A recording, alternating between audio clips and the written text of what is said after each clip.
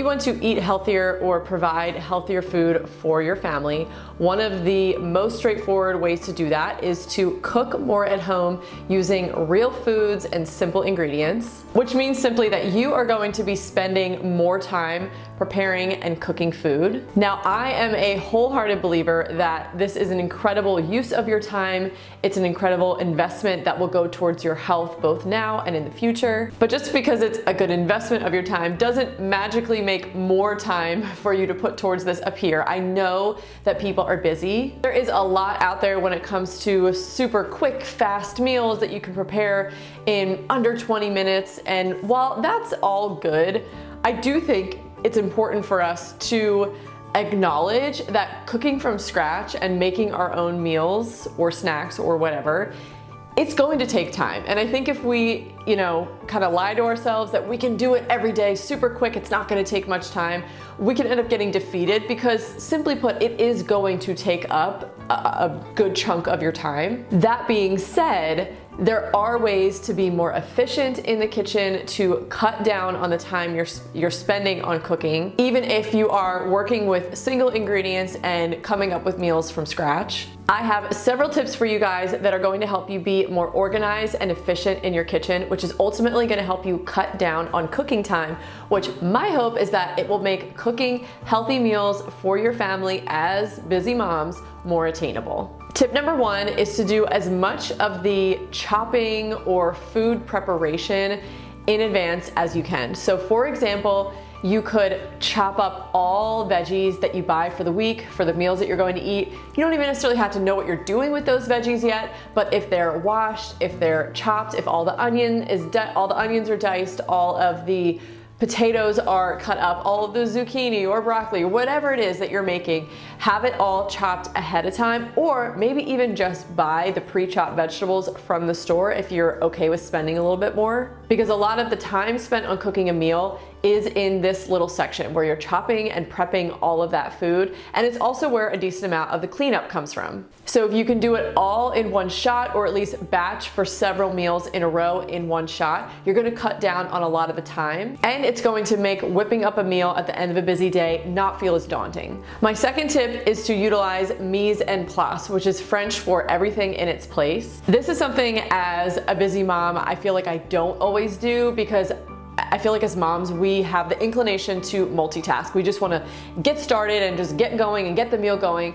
But what I found is if you really do take the extra time up front to mise en place, meaning get everything organized. You have all of your veggies chopped. Maybe you already did it ahead of time, or maybe you do it right now. You get all of the utensils out or at arm's reach that you need. The proteins, the spices, the grains, whatever it is you need for that meal, it's out and it's organized so that when you are ready to cook, everything is right there. And this does help cut down on time because you're not running here, there, and everywhere to grab things that you need throughout the meal. You just get it all at once when you have that full concentration focused on that one task, and you just get it done. And then you can shift your concentration over to just cooking. So not only do I feel like this does definitely save time, but more importantly for all of my fellow busy moms who are maybe feeling a little frazzled by the time we're cooking dinner at the end of a long day, it takes up far less brain space. It just really reduces the mental load because you focus on getting everything prepped and organized, and then you focus on cooking. And I feel like even with interruptions from kids, maybe you have music playing, your house is chaotic, it's messy, with all the other things going on, it just simplifies the process and again, makes it feel way more attainable and a lot less daunting. One of the best ways to make healthy cooking at home easier and more feasible is to keep your pantry well stocked with those healthy cooking essentials. And one of my favorite ways to stock my healthy pantry is with Thrive Market. Thrive Market is the best place you'll find for high quality groceries without the premium price tags. You can stock up on all the healthy brands that you love at guaranteed lowest prices. Thrive Market has the highest quality standards in the industry. They have a list of over 1,000 ingredients that they do not allow in the products that they sell, which I love as a mom who's just trying to provide real food for her family. I know that I can trust the products that they offer. And not only is it more affordable than going to my local health food store, but it also comes straight to your door, which makes it insanely convenient. Their website is super easy to shop. They have so many different categories to choose from to help you narrow down your search. I also personally personally love the buy it again feature because it makes it so quick and easy to just add my favorites to my cart. I am always stocking up on cooking essentials and pantry staples, and I also love their wide selection of clean, wholesome ingredient snacks that I can get for my kids. If you want a stress-free shopping experience with savings on every order, then click the link in my description box below, or go to thrivemarket.com/Becca Bristow to get 30% off your first order and a free gift when you join Thrive Market today.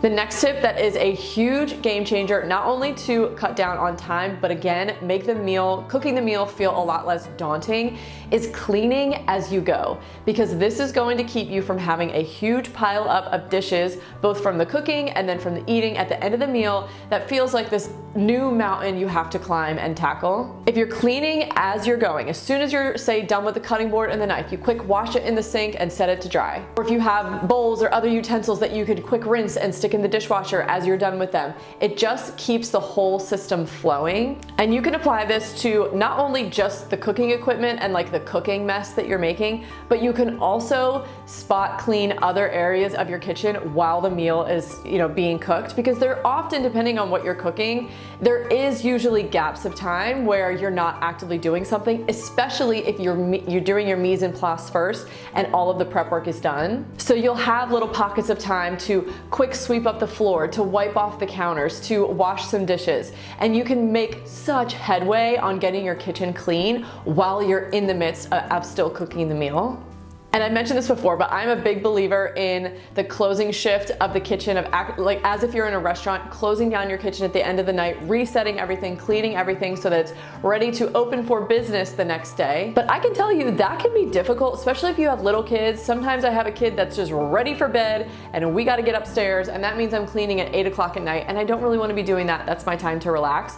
So if I can get majority of the cleaning done while the meal is still in progress, I am well on my way to having a nice, tidy, clean kitchen at the end of the night with minimal effort by me. My next tip is to cook once but eat twice, meaning when you are preparing a meal, you double it and you put everything that's left over in the fridge or even in your freezer for longer term storage. If you are not opposed to eating leftovers or freezer meals, this is an excellent way to majorly cut down on your time spent cooking home cooked or real food meals. Because when you already have all the ingredients out, all the skillets are warm, the oven's on, you've got everything going, it takes hardly any extra time to prepare double the amount, to cook double the amount. So this is an excellent way to spend less time in the kitchen and get more real food out of it. My next tip kind of goes hand in hand with this last one, and that is to batch cook proteins. Now, maybe you don't want to cook full meals and freeze them to eat later,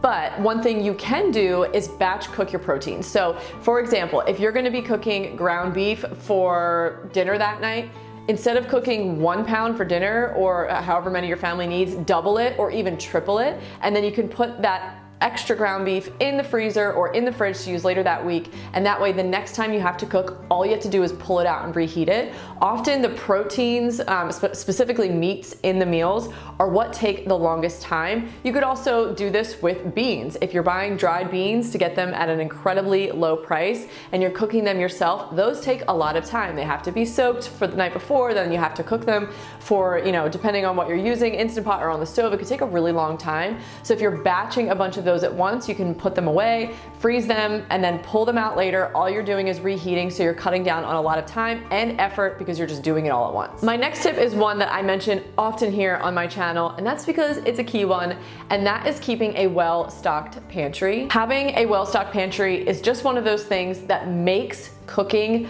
so much easier, because you can simply just come up with meals with things that you have, or even if you have like meals planned out, if you're missing something or maybe you're not in the mood for that exact meal, you can simply, swap things out, mix things around a little bit to make a different meal out of the same, simple ingredients, same vibe. But because you have, a well-stocked pantry, you can just go in and grab something else. You can easily sub things in and out and just be a lot more flexible, which makes cooking from scratch, again, a lot more attainable. It's not this huge feat. It's not something you have to have every week. You're picking up only the certain ingredients you need and you have only those ingredients. That can get a little bit tedious and you're basically just working harder, not smarter. So by having a well-stocked pantry, you can be a lot more flexible with your meals. If, for example, you forgot to pull something out to thaw and there goes the meal for that day, you don't have to just, order the pizza for takeout. You can grab something else that you already have in your pantry. Maybe it's a meatless meal that day,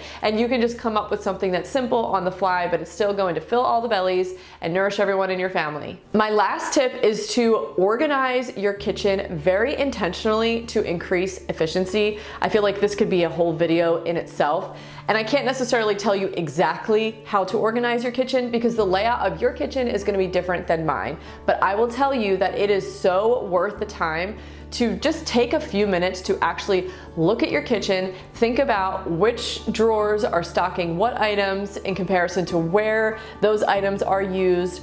Are the cutting boards all the way across the kitchen where you typically like to, chop all your veggies over here on this side, on this counter, or this part of the island? Are your baking trays nowhere near your oven? Where are all of your cooking utensils in comparison to where your range or your stove is? Where do you keep your measuring cups and your knives? These are just all the things you want to think about. Think about how you actually cook in your kitchen. Where do you tend to stand? What are you always reaching for? Put those in the most convenient locations so that basically you're taking less steps. Even if you have a small kitchen and everything feels like it's at arm's reach, really thinking through how you can create the utmost efficiency really will go a long way, not only with saving time, but again, with saving that brain space that all of us busy moms, probably could use a little bit more of. When you think about cooking dinner for your family, at least for me, I know it's like my most tired, vulnerable part of my day. So anything you can do to think through ahead of time to set yourself up for success, whether it's having, a very efficient layout in your kitchen, batch cooking some things ahead of time, keeping that pantry well stocked so you can be flexible, getting that mise en place going, or making cleaning as you go a total habit. Whether you focus on one of these things or all of these things, my hope is that it will help making cooking real food at home for your family something that is actually doable and not so daunting, because I know just how hard it can be at the end of a long day. Most days I do not want to cook. I'm like, okay, I have to do this, but I get to do this. I get to do this thing for my family that not only is going to nourish them physically, but by us coming around this table right here at the end of every day, even if it's brief, because I have toddlers and they don't like to sit still for very long. Creating that habit of coming together as a family at the end of the day is an absolute game changer. Not just the healthy food that's promoting the physical health, but the coming together as a family, that camaraderie is incredible for mental health too. It is such a worthwhile endeavor, and I hope to encourage you to make this more of the norm in your family if it's not already.